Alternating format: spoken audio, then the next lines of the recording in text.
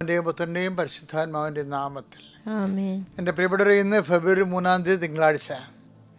കർത്താവ് നിങ്ങൾ അനുഗ്രഹിക്കട്ടെ. നമുക്ക് പ്രാർത്ഥിക്കാം.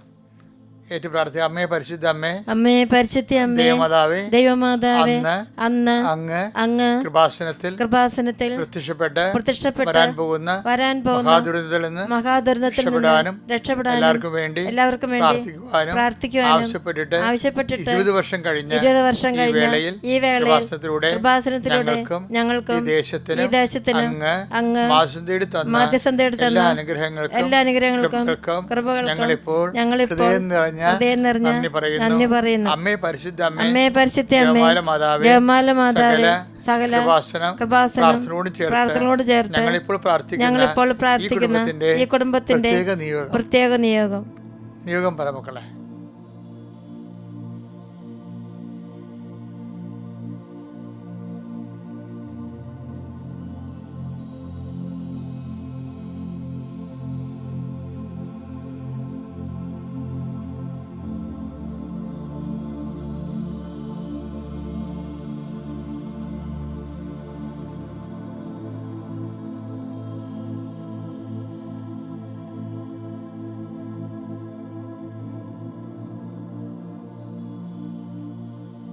അമ്മയുടെ പ്രത്യക്ഷീകരണത്തിന്റെ ദശകവേളയിൽ ഞങ്ങൾക്ക് സാധിച്ചു തരുവാൻ കനിയണമേ. ആമേൻ. വിശ്വാസ പ്രമാണം. സർവശക്തനായ പിതാവും ആകാശത്തിന്റെയും ഭൂമിയുടെയും സൃഷ്ടാവുമായ ദൈവത്തിൽ ഞാൻ വിശ്വസിക്കുന്നു. അവിടുത്തെ ഏകപുത്രനും ഞങ്ങളുടെ കർത്താവുമായ ഈശോമിശിഹായിലും ഞാൻ വിശ്വസിക്കുന്നു. ഈ പുത്രൻ പരിശുദ്ധാത്മാവിനാൽ ഗർഭസ്ഥനായി കന്യകാമറിയത്തിൽ നിന്ന് പിറന്ന് പൊന്തിയോസ് പീലാത്തോസിന്റെ കാലത്ത് പീഡകൾ സഹിച്ച് കുരിശിൽ തറയ്ക്കപ്പെട്ട് മരിച്ച് അടക്കപ്പെട്ട് പാതാളങ്ങളിൽ ഇറങ്ങി മരിച്ചവരുടെ ഇടയിൽ നിന്ന് 3-ാം നാൾ ഉയർത്ത് സ്വർഗത്തിലേക്ക് എഴുന്നള്ളി സർവശക്തിയുള്ള പിതാവായ ദൈവത്തിന്റെ വലതുഭാഗത്തിരിക്കുന്നു. അവിടെ നിന്ന് ജീവിക്കുന്നവരെയും മരിച്ചവരെയും വിധിക്കുവാൻ വരുമെന്നും ഞാൻ വിശ്വസിക്കുന്നു. പരിശുദ്ധാത്മാവിലും ഞാൻ വിശ്വസിക്കുന്നു. വിശുദ്ധ കത്തോലിക്കാ സഭയിലും പുണ്യവാന്മാരുടെ ഐക്യത്തിലും പാപങ്ങളുടെ മോചനത്തിലും ശരീരത്തിന്റെ ഉയർപ്പിലും നിത്യമായ ജീവിതത്തിലും ഞാൻ വിശ്വസിക്കുന്നു. ആമേൻ. സ്വർഗ്ഗസ്ഥനായ ഞങ്ങളുടെ പിതാവേ, അങ്ങയുടെ നാമം പൂജിതമാകണമേ. അങ്ങയുടെ രാജ്യം വരണമേ.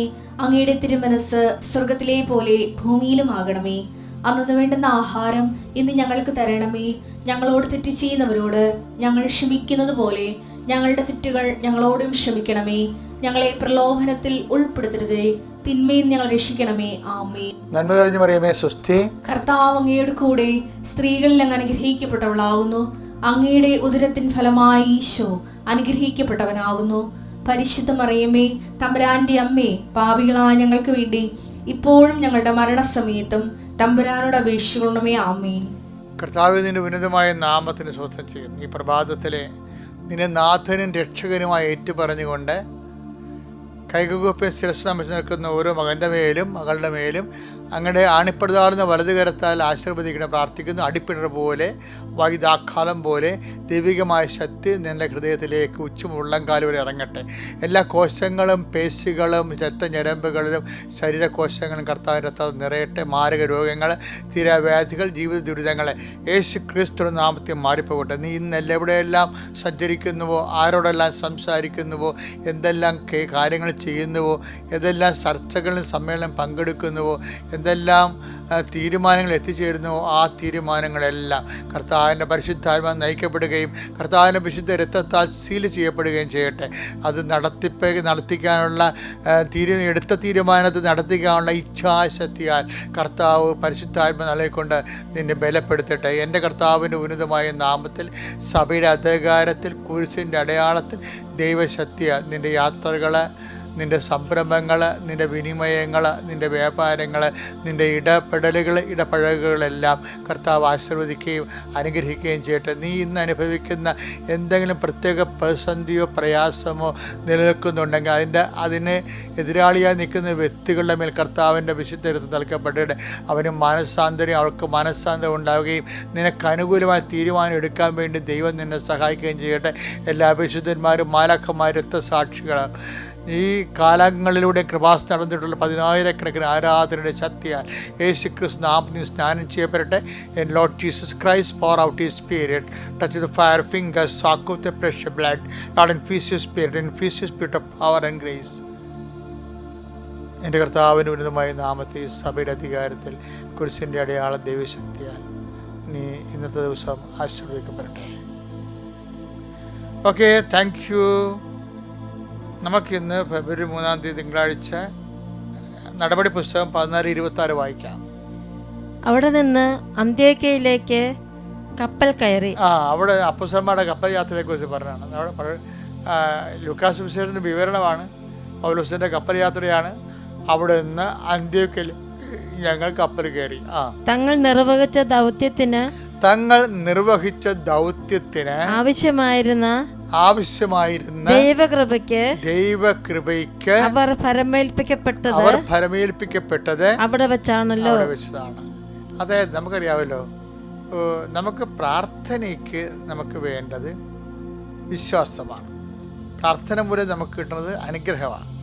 പക്ഷെ ദൗത്യത്തിന് നമുക്ക് വേണ്ടത് ദൗത്യം കണ്ട അവർ നിർവഹിച്ച ദൗത്യത്തിന് ആവശ്യമായ ദൈവകൃപയ്ക്ക് അവർ ഫലമേൽപ്പിക്കപ്പെട്ടത് അവിടെ വെച്ചാണ്.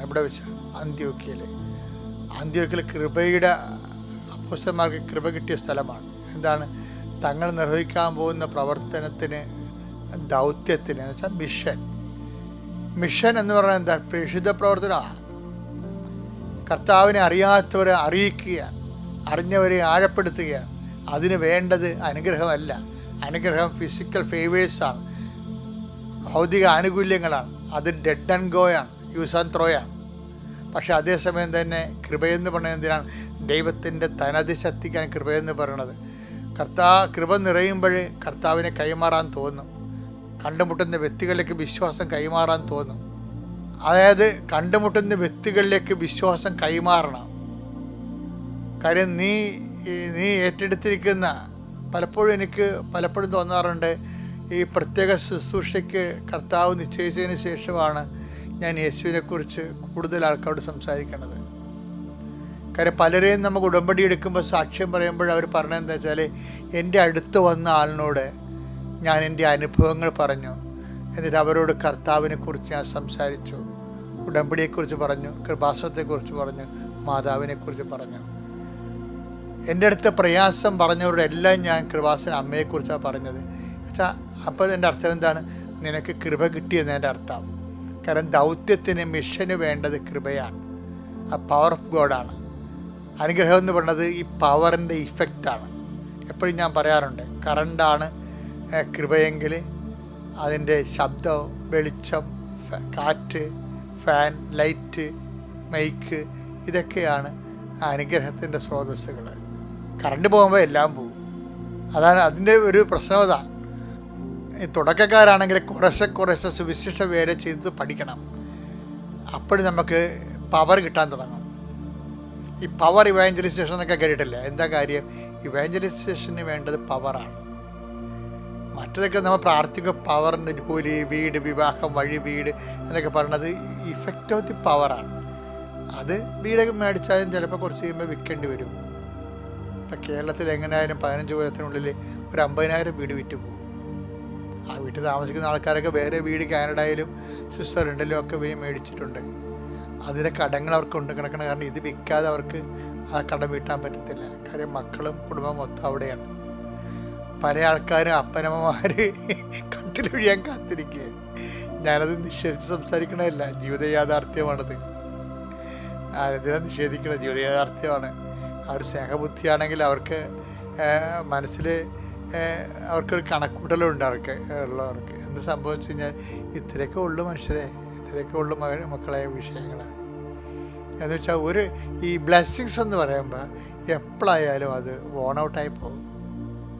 കൃപയെന്ന് പറയുന്നത് ഗലാത്യർ 6:19 കർത്താവിൻ്റെ കൃപ നിൻ്റെ ആത്മാവിൻ്റെ കൂടെ ഉണ്ടാവട്ടെ, ശരീരത്തിൻ്റെ കൂടെ അല്ല. വീട്, ജോലി, വിവാഹമെല്ലാം ശരീരത്തിനോട് ബന്ധപ്പെട്ട കാര്യങ്ങളാണ്, ബ്ലെസ്സിങ്സാണ്. അത് യൂസ് ആൻഡ് ത്രോ. നമ്മുടെ വീട് നമുക്ക് ജപ്തി ആയി കഴിയുമ്പോൾ ചിലപ്പോൾ വിൽക്കേണ്ടി വരും. പക്ഷേ നമ്മൾ വേറെ വീട് വാങ്ങിക്കും. അപ്പം ഇങ്ങനെ വീട് അത് മാറിപ്പോകും. അനുഗ്രഹത്തിന് ഉള്ള കുഴപ്പം ഇത് മാറി മാറി പോകുന്നു എന്നുള്ളതാണ്. കർത്താവ് ചോദിക്കണില്ലേ, നീ നേടിയതൊക്കെ ആരുടേതാകുമെന്ന്? ബ്ലെസ്സിങ്സ് അന്യാധീനപ്പെട്ടു പോകുന്നതിൻ്റെ അർത്ഥം. ലൂക്കായുടെ സുവിശേഷം 12:20 ഉണ്ട്. എന്താ പറയണത്? എന്നാൽ ദൈവം അവനോട് പറഞ്ഞു, പോഷ, ഈ രാത്രി നിൻ്റെ ആത്മാവിനെ നിന്നിൽ നിന്ന് ആവശ്യപ്പെടും, അപ്പോൾ നീ ഒരുക്കി വച്ചിരിക്കുന്നവ ആരുടേതാകും. ഇതുതന്നെയാണ് മത്തായി 16:26 പറയണത്. ലോകം മുഴുവൻ നേടിയാലും ആത്മാവ് നഷ്ടപ്പെട്ടാൽ എന്ത് പ്രയോജനം? അപ്പോൾ അനുഗ്രഹത്തിന് ഉള്ള കുഴപ്പം ഇത് ആരുടെയെങ്കിലും ആകും നേടി വെച്ചിരിക്കണത്, ഒരുക്കി വെച്ചിരിക്കണത്. അതുപോലെ ലോകം മുഴുവൻ നേടിയാൽ പോലും അത് പ്രയോജനമില്ലാതെയായി മാറും. അനുഗ്രഹത്തിന് അങ്ങനൊരു കുഴപ്പമുണ്ട്. അതുകൊണ്ടാണ് ബൈബിൾ എപ്പോഴും പറയണത്, ഞാൻ ഈശോ വന്നിരിക്കുന്നത് അത്ര അനുഗ്രഹങ്ങൾ മാത്രം ഉണ്ടാക്കാനല്ല, ഞാൻ വന്നിരിക്കുന്നത് അവർക്ക് ജീവനുണ്ടാകാനും കൃപയുണ്ടാകാനും കൃപ സമൃദ്ധമായ ഉണ്ടാകാനും. അവരുടെ നാമത്തിൽ വിശ്വസിക്കുന്നവർക്കെല്ലാം കൃപയ്ക്ക് മേൽ കൃപ ലഭിച്ചിരിക്കുന്നു. ഈ കൃപ എങ്ങനെ ലഭിക്കണത്? ദൗത്യത്തിനാണ് കൃപ ലഭിക്കുന്നത്. എൻ്റെ ദൈവത്തെ ചുരുക്കി ഞാൻ പറയട്ടെ, ദൈവത്തിനെ അടിസ്ഥാനപ്പെടുത്തി ഒരു ദൗത്യം നമുക്കുണ്ടാകണം. ഇപ്പം നമ്മുടെ വീട്, അത് നമ്മളെ ഒരു വീട് പണിയണം, മരിക്കണം മുമ്പ് ഒരു വീട് സ്വന്തം വീട് കിടന്ന് ഉറങ്ങണം, അതൊരു ദൗത്യമാണ്. പക്ഷെ നമ്മളെയാണ് അടിസ്ഥാനപ്പെടുത്തിയിരിക്കുന്നത്. മരിക്കണം മുമ്പ് എൻ്റെ ടാർഗറ്റ് മരിക്കണം മുമ്പ് 10,000 പേരെ കർത്താവിനെ അറിയിച്ചിരിക്കണം. അപ്പോൾ എൻ്റെ ദൗത്യമാണ്. അങ്ങനെ അറിയാത്തവരാണ്, അറിഞ്ഞവരല്ല, അറിഞ്ഞവർ. ചിലപ്പോൾ ഞാൻ പറയും 1,00,000 പേരെ മരിക്കണം മുമ്പ് കർത്താവിനെ അറിയിച്ചിരിക്കണം. അത് ഞാൻ എപ്പോഴും എൻ്റെ മനസ്സിൽ പറയുന്ന ടാർഗറ്റാണ്. അപ്പോൾ അറിയാത്തവരെ ഞാൻ അറിയിക്കും, ഒരു സംശയമില്ല. അതാണ് ദൗത്യം, അതാണ് കൃപ ലഭിക്കുന്നത്. നമ്മുടെ ദൗത്യത്തിന് നമുക്ക് വീട് എങ്ങനെയെങ്കിലും PhD എടുക്കണം. PhD എടുത്ത് കഴിഞ്ഞാൽ എന്ത് പറ്റും? കോളേജ് ജോലി കിട്ടും, അല്ലേ? ജോലിയുടെ ഇത് കിട്ടും, ശമ്പളം കിട്ടും, ശമ്പളം എന്ത് കിട്ടും? നല്ല അലയൻസ് കിട്ടും. നല്ല അലയൻസ് കിട്ടിയ എന്ത് കിട്ടും? പിന്നെ നല്ല വീട് പണിയാം, നല്ല ലൈഫ് സ്റ്റൈൽ കിട്ടും, സ്റ്റാൻഡേർഡ് കിട്ടും. ലൈഫ് സ്റ്റാൻഡേർഡിൽ അപ്പോൾ ഇതെല്ലാം പക്ഷേ ഇതെല്ലാം ഒരു സുപ്രഭാതത്തിൽ നഷ്ടപ്പെടും. അതാണ് ഈശോ ചോദിക്കുന്നത്, ഒരുക്കി വെച്ചിരിക്കുന്നതൊക്കെ ആരുടേതാകും? നേടിയാലും ലോകം മുഴുവൻ നേടിയാലും എന്ത് പ്രയോജനം?